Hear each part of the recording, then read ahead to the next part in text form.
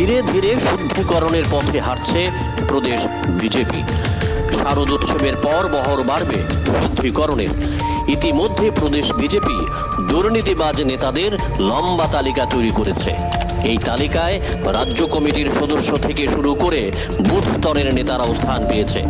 তবে প্রথম ধাপ শুরু হয়েছে খোয়াই দিয়ে। শুদ্ধিকরণের দ্বিতীয় ধাপে নাম লিখবে কমলপুর। সম্প্রতি অপরাধমূলক কার্যকলাপে জড়িত থাকার অভিযোগে খোয়াই মণ্ডলের সাধারণ সম্পাদক পিন্টু রায়কে 6 বছরের জন্য বহিষ্কার করেছে ভারতীয় জনতা পার্টি। খুব শীঘ্রই একই পরিণতি হতে চলছে কমলপুর মণ্ডলের সাধারণ সম্পাদক দেবরাজ দেব বিশ্বাসের। ইতিমধ্যে দেবরাজকে শোকজ করা হয়েছে দল বিরোধী কার্যকলাপের জন্য। এখন পর্যন্ত দেবরাজ দেব বিশ্বাস কোনো উত্তর দিতে পারেনি, তাই দেবরাজকে বহিষ্কার করার সিদ্ধান্ত নিতে চলছে ভারতীয় জনতা পার্টি। দক্ষিণ জেলার একগুচ্ছ দুর্নীতিবাজ নেতাদের নামের তালিকাও তৈরি করা হয়েছে।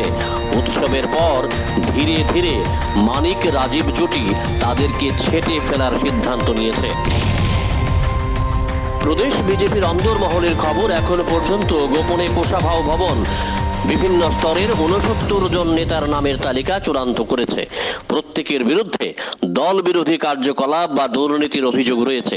এই সমস্ত নাম নিয়ে ভাজপার থিঙ্ক ট্যাঙ্ক আলোচনা শুরু করে দিয়েছে।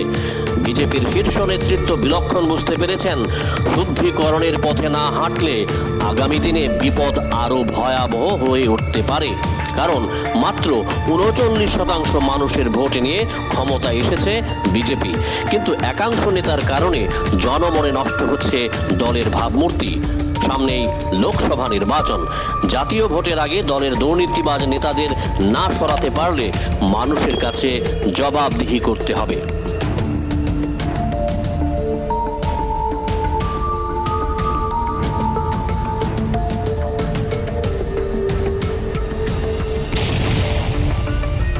কৃষ্ণনগরের কোষাভাও ভবনের তথ্য বলেছে, শুদ্ধিকরণের আওতায় পড়েছেন কমলপুর মণ্ডলের সাধারণ সম্পাদক দেবরাজ দেব বিশ্বাস।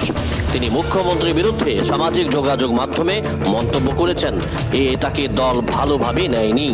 তার আগে মণ্ডল সভাপতি প্রশান্ত সিনহার বিরুদ্ধেও সামাজিক যোগাযোগ মাধ্যমে দুর্নীতির অভিযোগ তুলেছিলেন। তবে দেবরাজ দেব বিশ্বাসও নিজেও দুর্নীতির চক্রব্যূহের বাইরে নন। তার বিরুদ্ধে দল বিরোধী কার্যকলাপ ও দুর্নীতি উভয় অভিযোগই রয়েছে।